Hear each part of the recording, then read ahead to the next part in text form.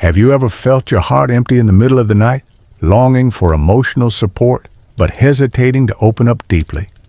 When the need for respect and understanding becomes more urgent than ever, it's essential to protect the sacred parts of yourself. On today's episode of Elderly Wisdom Stories, we will discuss 5 deeply personal areas that should be safeguarded in the later stages of life. Deep regrets, financial matters, private pain, future dreams, and grudges. This video will guide you on how to take control of your story, ensuring that no one can distort or steal the soul that has been honed over time. By the end of this video, you will have the secret to becoming a steadfast gatekeeper of your own story, maintaining your dignity and inner strength in the face of temptations and challenges. Have you ever given away a part of yourself too quickly? Leave a comment below to share and protect each other. Don't look away before you learn how to keep your inner temple strong, because the moment you truly understand the value of your voice is when you regain freedom and peace of mind. Next, let's delve into a deeply personal area that should remain private: profound regrets. First, you must understand that regret is not simply an acknowledgement of failure, but rather an emotional mine, a feeling that can explode at any moment and misdefine who you are. According to a study published in the Journal of Clinical Psychology, older adults who often dwell on regrets tend to have significantly higher cortisol levels, the stress hormone, compared to the control group, leading to sleep disorders, reduced immunity, and even cognitive decline.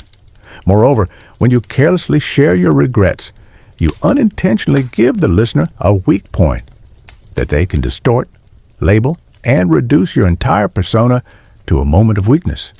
Furthermore, from my personal experience of over 2 decades working with elderly patients, I have found that sharing regrets is like carrying invisible mines for those around you. I once met Mrs. Margaret, 72, who carried the regret of not pursuing her passion for music when she was younger. But after revealing this to a new friend, the encouragement turned into a judgment. It's too late for you to start. As a result, Mrs. Margaret became shy and passed up the opportunity to learn the piano, something she had longed for. The case of Mr. Arthur, 73, a retired history teacher, is an even clearer example. He regretted not standing up to his father when he was young, but throughout his life, he had taught hundreds of students how to face fear and show courage. However, after sharing this regret with an acquaintance, Mr. Arthur was labeled as lacking character, damaging his reputation and his joy. Therefore, let your regrets become a refined catalyst in your personal growth, rather than offering them to anyone. First, you should acknowledge regret as a source of motivation. Ask yourself, what have I learned from this mistake? Instead of blaming yourself. Then, maintain a private journal to write down your emotions, transforming sorrow into lessons and continually improving yourself. More importantly, when you wish to share with others, choose people who have proven their empathy and can keep secrets, such as a therapist or a longtime friend who understands you from many different perspectives. Finally, don't forget that in the later stages of life, the goal is no longer to seek forgiveness from others, but to preserve your dignity and self-respect. Sometimes, silence at the right moment is more valuable than a belated apology. By doing so, you will preserve the soul that has weathered many storms and has become the proud person you are today. First of all, when you publicly disclose details about your savings or expected inheritance, you unintentionally make yourself a source of profit in the eyes of others. According to a report by AARP, 5% of elderly people in the U.S. fall victim to financial exploitation every year, with opportunists targeting their bank accounts and estates. This doesn't just happen with strangers, but also within friend circles and even within families. Scientific evidence shows that when someone knows the amount of your savings, they often subconsciously view you as a potential resource, thus setting up unfair expectations or demands. Next, family breakdowns due to inheritance disputes are a heartbreaking reality that could have been avoided. I once witnessed the case of Mr. Smith's family in Ohio, where 3 sons had to go to court to divide their parents' assets simply because no one knew the details of the will or the exact amount of the estate. As a result, blood relations that had lasted for years suddenly became strained, and some family members didn't speak to each other for many years. According to NCEA, inheritance disputes are one of the leading causes of family separations among the elderly. When relationships break down over numbers, on paper, you'll realize that publicizing finances isn't just sharing, it can also trigger latent ambitions and envy. Moreover, during my over 2 decades of counseling elderly clients, I've noticed that close friends can sometimes unexpectedly become predators once they know you have financial stability. For example, Mrs. Davis, 68, from Colorado, invited a close friend to travel to Europe, and unexpectedly, that friend took advantage of the relationship to borrow money without repaying, making excuses for delays.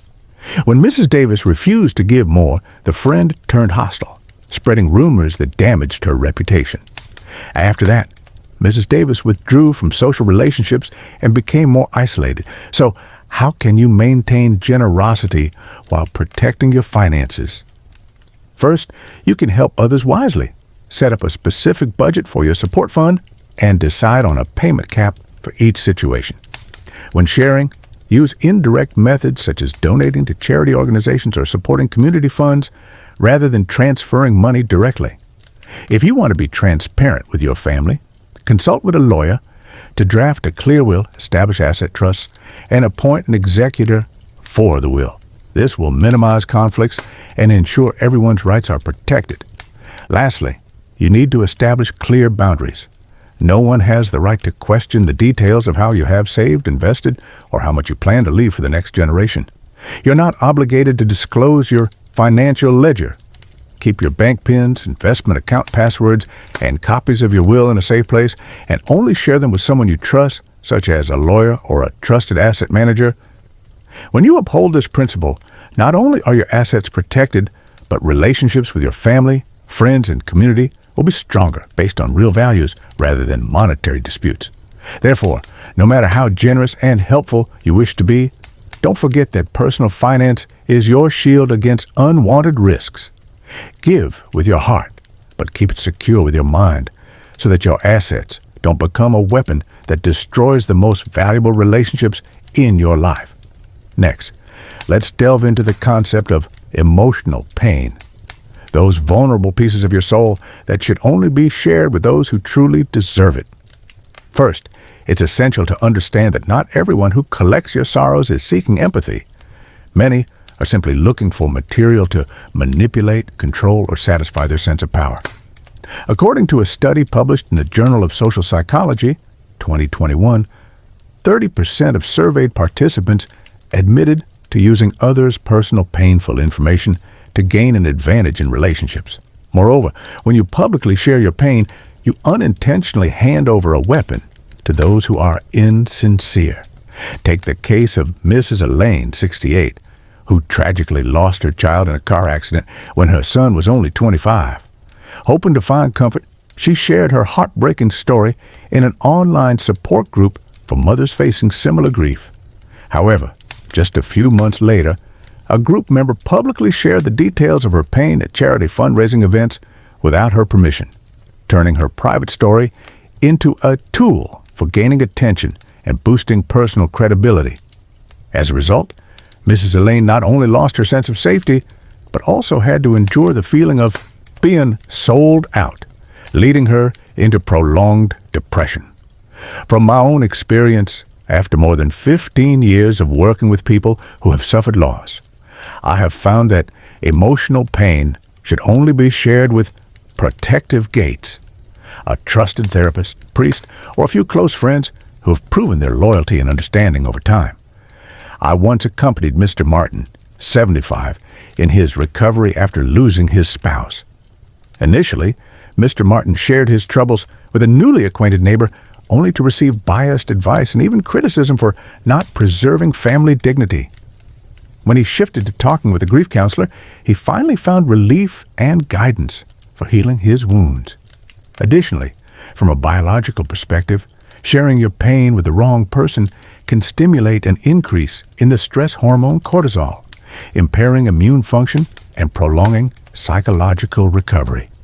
A report at the International Geriatric Psychiatry Conference 2022 highlighted that elderly individuals who shared their pain with the right supportive group had twice the rate of improvement in depression symptoms compared to those who shared widely.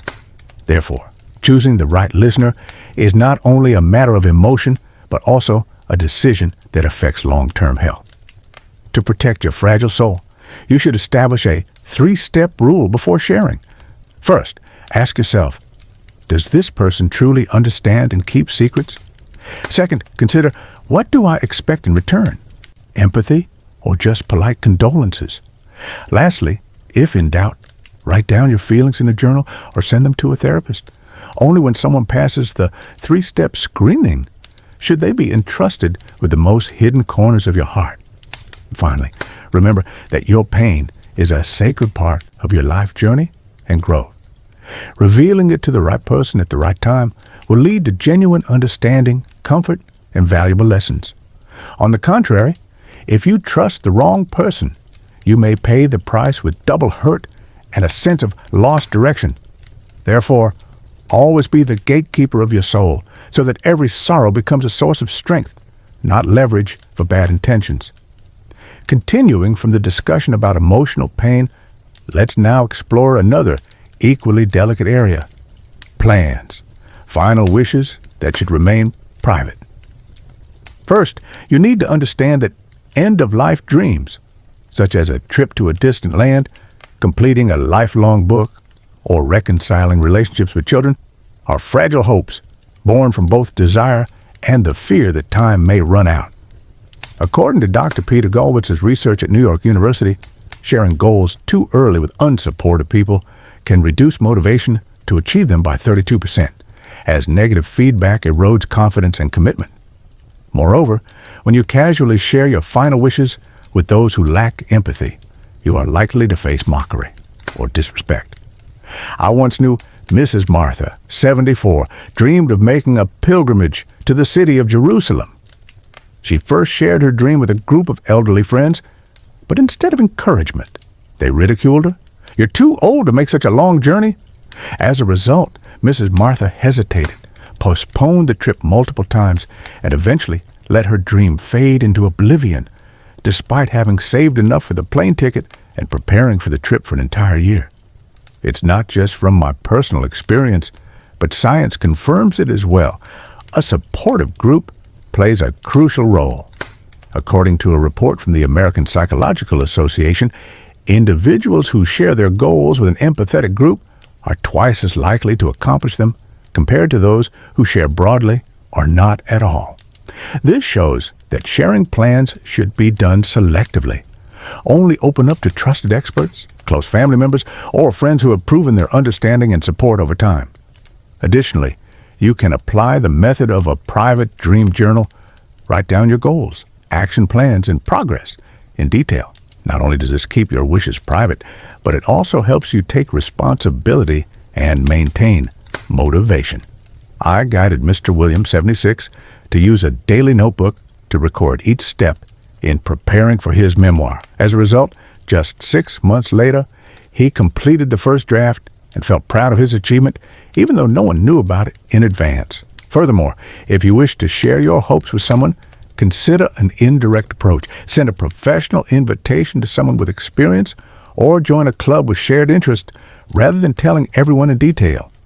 In doing so, you will receive constructive feedback while avoiding thoughtless judgments. Finally, remind yourself that your final wish is not to be flaunted, but rather a flame that lights your soul. When you keep it safe and nurture it with patience, that wish has a chance to come to life. By being cautious in sharing, you not only protect your hope, but also preserve your trust, dignity, and personal integrity, the most valuable assets in the journey of capturing life's story. Continuing from the delicate topic of final wishes, let's now move on to the area of resentments, a place where negative emotions can easily transform into an eternal flame. First, you need to understand that expressing resentment doesn't always bring release. On the contrary, according to research from Harvard University, 2021, those who frequently express anger have cortisol levels, stress hormone, 20% higher than those who manage their emotions. This means that instead of extinguishing, the flame of resentment gradually seeps into the body, depleting both mental and physical health. In reality, many elderly people make the mistake of venting resentments as a form of self-healing, how they confide in friends or acquaintances about past injustices, hoping to find empathy. However, this act only pulls them deeper into a cycle of grudges. I once met Mrs. Mildred, 78, in California, who constantly repeated the story of her ungrateful son-in-law. At first, sharing her pain brought her sympathy, but after a few months, she started suffering from insomnia and heightened anxiety as she repeatedly revisited the old pain, unable to let go. Furthermore, according to a survey by the American Aging Psychology Association, 2022, elderly people spend over 30% of their waking hours thinking about grievances, which leads to stress and sleep imbalance. When the mind focuses on pain and injustice, it automatically triggers the body's stress response, increasing heart rate, blood pressure fluctuations, and raising the risk of cardiovascular disease. From my personal experience of over 2 decades working with elderly patients, I have observed that resentment is truly nurtured when we use words to spread the poison of grievance back and forth. Mr. Benjamin, 80, used to spend hours each day retelling old stories with his friends at a senior wellness club. Over time, he felt mentally drained and even became obsessed with painful memories. On the contrary, when he switched to the silent letter-writing technique, writing his grievances on paper but not sending them, his spirit gradually lightened, and his sleep significantly improved. Therefore, instead of voicing your resentment, you can apply 3 steps to extinguish the flame. 1. Identify and write down your emotions. Set aside a short time each day to journal about what makes you angry. This helps you observe your feelings from a distance, preventing them from igniting immediately. 2. Turn resentment into boundaries. Instead of expressing blame, identify the people or situations that hurt you and establish appropriate distance. For example, Mrs. Mildred began limiting her meetings with her ex-son-in-law and only kept in touch through letters. This helped her maintain calm and reduce stress. 3. Seek healthy comfort. Share with a therapist or join a support group focused on forgiveness and healing. According to research from Stanford University, 2020, those who practice forgiveness through group therapy have a 40% reduction in depression symptoms. Finally, remember that silence is not submission. It's a way of deciding to prevent the flame of resentment from igniting. When you turn resentment into motivation to build boundaries and seek peace, you will discover the true power of silence. A sharp sword that protects your inner peace. This is the strength of old age, knowing how to let go, to feel lighter, and restore peaceful sleep. And finally, after exploring the deepest parts of the soul, remember, you are fully capable of sharing love, sparking curiosity, bringing laughter, and spreading beautiful memories. On the other hand, be wise to keep the most sacred things to yourself, because as we grow older, our hearts become temples that should only open to those truly deserving. Through each part, you've seen the power of discernment, not to shut ourselves off, but to know when and with whom to open up. It's this timely silence that serves as a shield, protecting our dignity and invincible inner strength. When you preserve the sacred parts of yourself, you not only safeguard your trust, but also affirm your value and the silent power you hold. If you find value in this video, don't forget to hit like to support and help many elderly individuals learn how to protect their precious souls. Subscribe to the Elderly Wisdom Stories channel and turn on the notification bell so you won't miss the next practical share. Lastly, I would love to hear your thoughts. What part of your life are you ready to protect? Leave a comment below, and let's build a compassionate community where every heart is respected and cherished. See you in the next video.